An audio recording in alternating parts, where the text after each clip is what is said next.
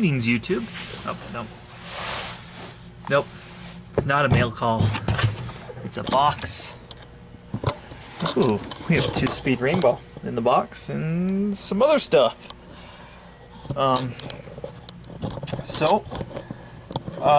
Because I don't like having to take something apart and put it back together and while it's waiting for parts, I throw things in the box to keep track of the screws and all that.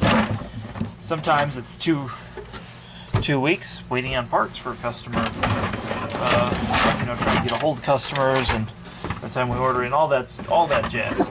It can so one thing I've done for a very long time was just get a box that we ship parts in and put it in the box. And one thing I've always thought was really, really fun was the look on my coworkers' faces when they would see it in the box. It was always of horror. They always seemed to be mystified that I would put it back together. So that's always been fun. So today we're going to put it back together. And it's been sitting here for a few weeks now. It took us 2 weeks before we were able to get a hold of the customer. So that's why it took so long.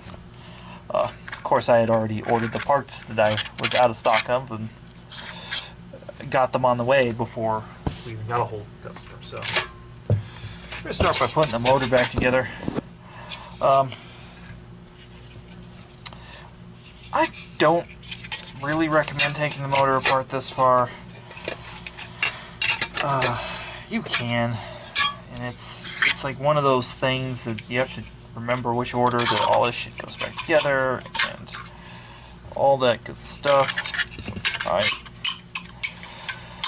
On the newer motor, I can put a D3 or D4 back together pretty much with my eyes closed. On the newer generation machine, I don't do it on a regular basis. So I don't always remember which way they're supposed to go. So I'm guessing here. My friend over at the Compact 9 YouTube channel, which is another channel you should subscribe to, has done this far more than I have. So we've got it on. Everything appears to be in the right order. The baffle stack. And a small improvement on this motor. Well, lots of improvements. First of all, it's a brushless motor. That's cool in itself. But this extra bit of machining here allows me to get a wrench in and get things nice and snug. So we're going to get it torqued down right now. Fortunately, I'm going to have to use an adjustable wrench, as much as I don't like them. I just have this SAE set of straight wrenches here, which we'll have to do. Alright, so just a little bit of tension, you don't need very much. Alright, so that's on. It's pretty cool. I take those apart and wash them and blow them out and get those really clean because stuff travels up through here. Yes, water does catch some of the stuff, and this separator does catch some of the stuff, but you can see how coarse these are. That is gotta be quite a few microns, probably like 10 microns. Yeah, interesting gasket setup. That's how it came when I took it apart, and that's how it's going back together. So we're gonna see. There's a reference point on here, which I suspect there to be a reference point. Yep. There we go. There's even a green label if I had been paying attention. So we're going to go ahead and put the screws in.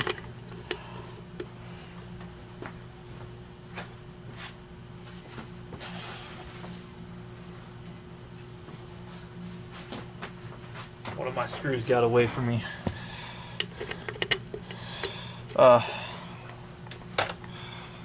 So something to note about this is these are pretty much the only screws on this vacuum.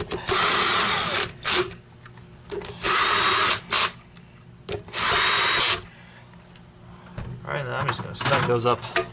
Make sure they're torqued by hand. Alright, I feel good about that.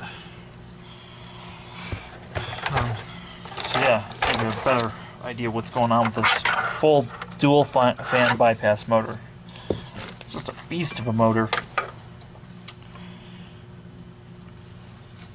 No markings on it, but most of their stuff is made in the US, so I'm going to assume this is made in the US like the rest of their stuff.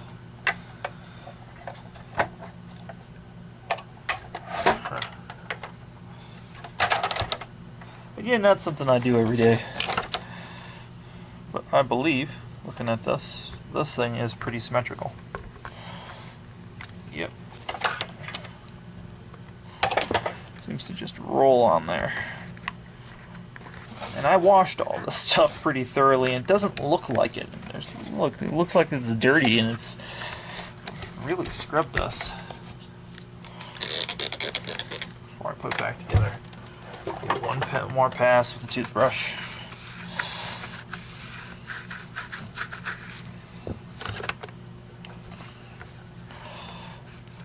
I know the customer might not notice this, but I'll notice this, and that bugs me. Then, as always, I'm gonna back rubber gasket.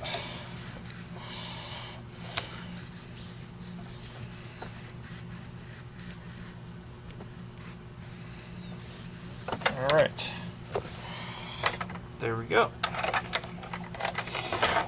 So this is just gonna set in like so, there, and this directly hooks up with their HEPA filter.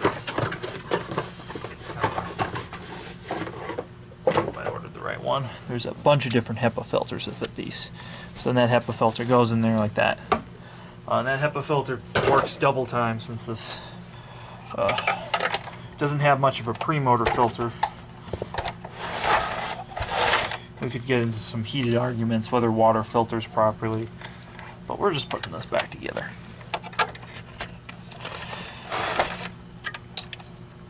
And I really like Rainbow vacuums. I mean, they are just well made. Just nice to work on. Alright. So now I got crazy wires going everywhere. So this looks like a filter. But you see there's a circuit board and stator and all that crap in there. Whoops. And then it looks like this foam was actually blown around this when they did this. So that's kind of interesting. And this one's in here for a cord, by the way. I know I forget to say that. So yeah, here's a cord. The cord comes with all this extra wiring, which I really dislike. Having a whole bunch of what to me seems unnecessary, but I'm sure, again, somebody would argue differently. So just gonna hook this up and everything going the way it should be. Kept the old one because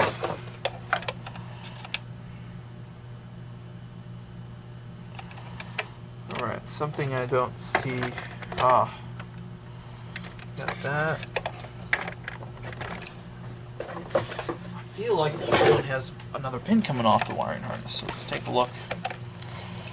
And the serial number is located right here, just stamped in there. It's very minute, just something to look for when you're working on these. So coming in, we got that, we got that going up into here, and then we have another wire coming off here. Aha! Ho ho ho ho! This is a ho ho ho ho. So it looks like you have to save this thing and get it out of this. It's charming. So if you throw away this wire and you're waiting for a cord, which by the way I would highly recommend using a genuine cord, changing out this whole wire harness proper. I'm actually curious now. Did my wire harness just fall apart on its way over here? Actually ship like that.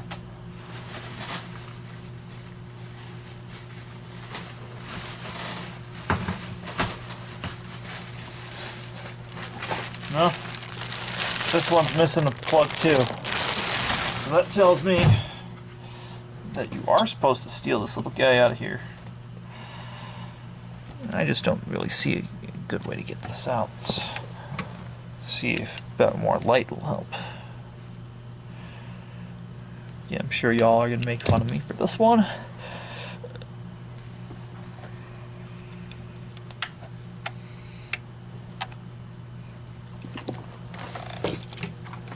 We're just going to release it. Give me just a second to pop that out.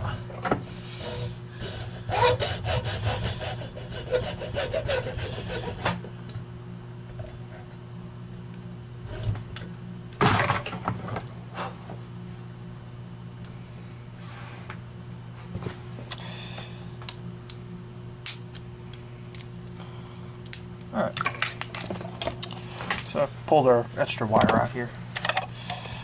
And he goes right there on the safety switch, in case you're wondering why I was so infatuated with that. Which I can barely reach in here with my fingers. Push down. Alright, hurrah! Let's get this stuck in here. Sweet. And you can see there's like a little tab right there that you have to put that in here. Alright, that's clicked into place. Feel pretty good about that. Alright, so now I got all the wires in. Now we're going to put the foam thing back where it was.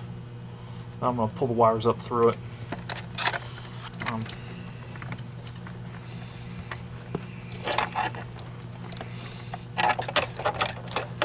Got so many wires in this thing. It's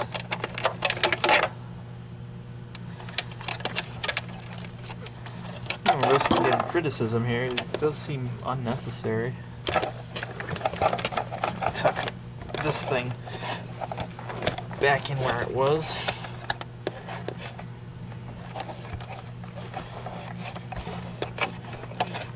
And this yellow thing's purpose in life is to be quiet. Quiets down the machine.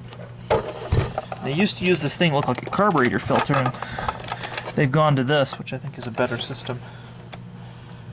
Yeah, that's the way it goes. It just feels like it's not falling into place all the way, so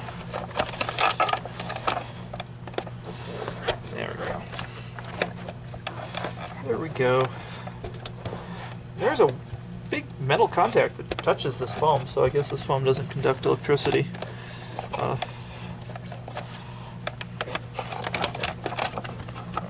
Man, bam. Okay, so we got all of our plugs and our crazy wires. And they're all going to plug into this thing. And this thing, plugs are pretty self-explanatory there. I did mark, because these are separate, I did mark one with Sharpie so I plug it in the same. Right, let's see, we got the power head.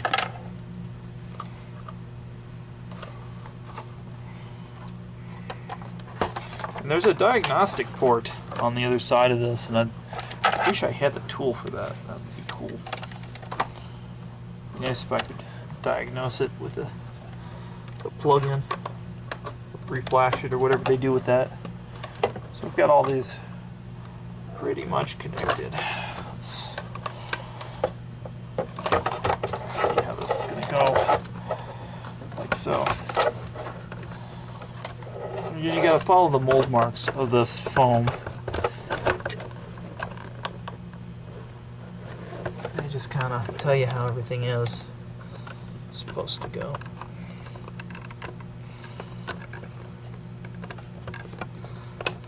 Alright.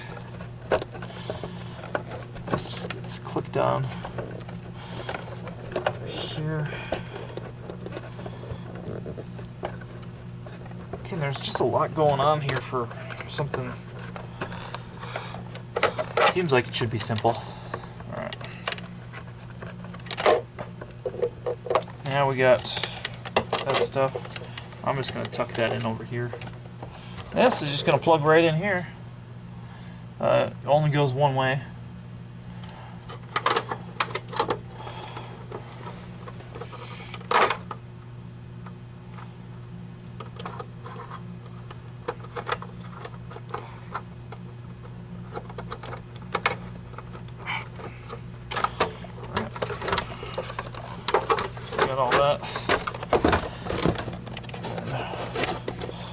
Make sure the wires are all tucked in out of place.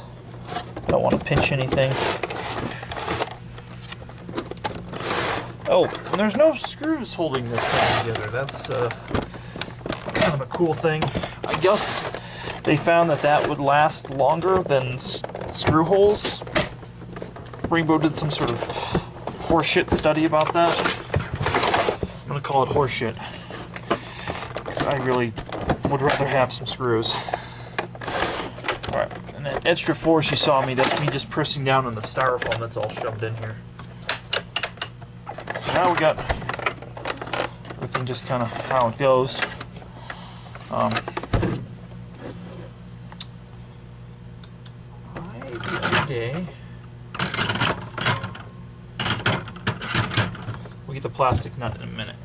Now we're just going to get the dry water basin. I'll show you there's two ways you can do this. This basin has a thing. It goes up in there, makes contact, and that seems to be broken on this. So they'll be getting a water basin or something. So I'm just going to jam it with the screwdriver, make sure everything else turns on. Make sure I did my job.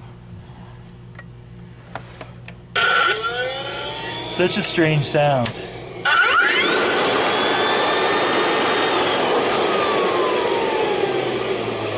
Listen to that startup sound.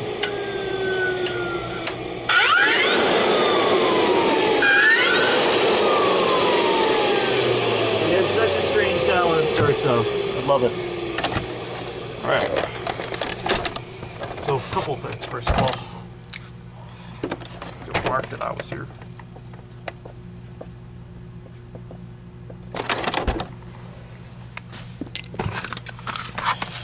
Then we're going to put the Rainbow logos back in. And now if you want to, you could put 2 screws there. There's room for it. The older ones had them. And something I like to do is I like to take Windex and just wipe down the inside of this after I wash them in the sink. Just make them extra clear.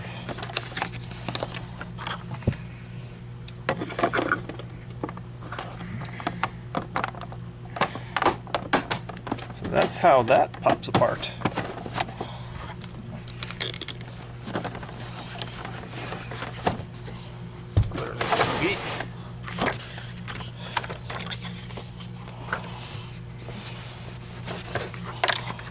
These are like thick foil labels. These are just super high quality. If you're not familiar with Rainbow, they are really, really fantastic machines. They have a high airflow rate. Supposedly not as high as Miele, but I feel like that they do have a higher airflow rate than Miele when you're using these. So what do I know? We got that on, cords on. So that, yeah. Next, we're going to put the HEPA filter on. And again, the HEPA filter, we're going to write a date on it.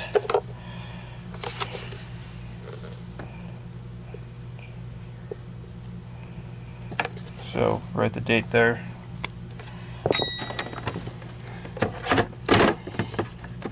This HEPA filter just rocks in, sits in there like that. And again, there's a whole bunch of different ones out there, so make sure yours matches the serial number, or you can see a picture of yours before you go ordering these up or going and getting the right one. Because there's 3 or 4 of them I'm stocking now for these.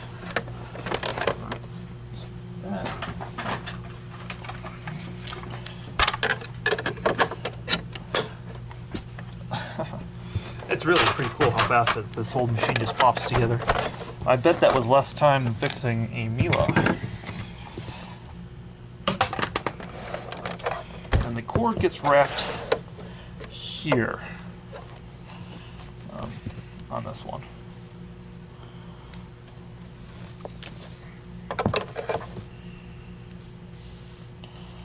All right.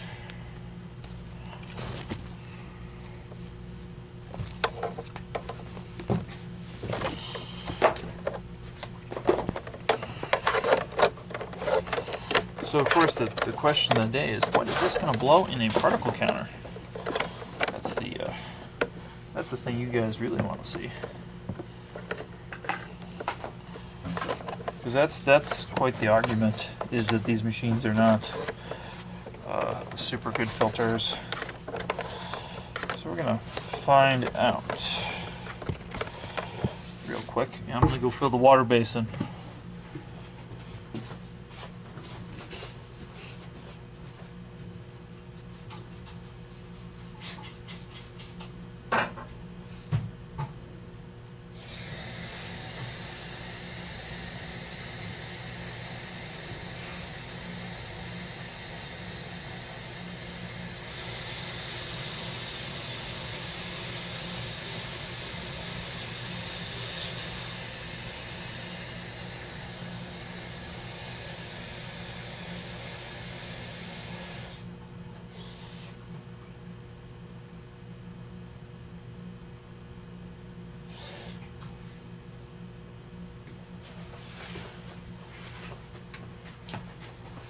The water basin is full. One of the selling points of this vacuum is that it's reused as an air filter.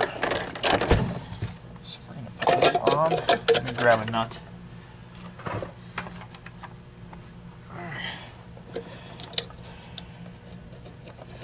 If you put this nut on, hand tight only. Again, because the thing over here is broken off, we're gonna see if it turns on. If not, I can jerry-rig it to turn on.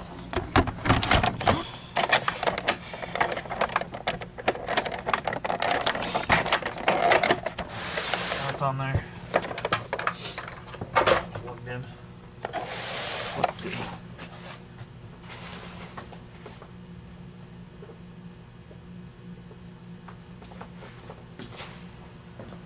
Moment of truth here. What does Rainbow actually put out? I'm going to get right up on the HEPA filter right here first. So you see there's about 1 million in the air. We're going to put it on high. Alright, so again, this one actually needs a basin as well. So for this test, I'm going to have to jam it.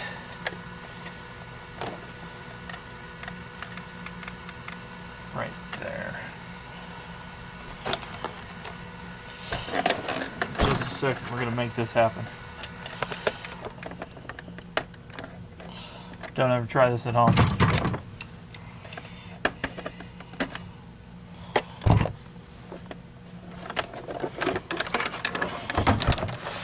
I just wedged a zip tie up by the shut-off switch just for testing purposes. The customer will get a new basin here in a minute. So we're going to test this and see what happens.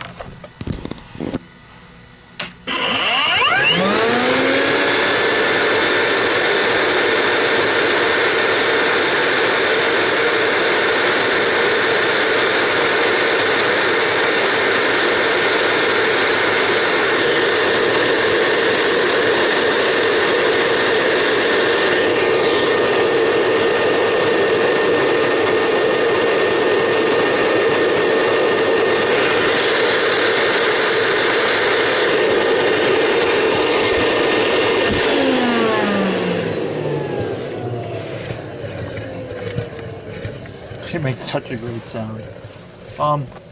So what you saw is that at the HEPA filter that the machine did alright. Not as okay as like a Miele, but very, very good. Same as like a Sebo or something like that. But the reason you will always get an influx with a wet machine like this is this cannot tell the difference between water particulate. So presumably it is putting water particulate, moist air out.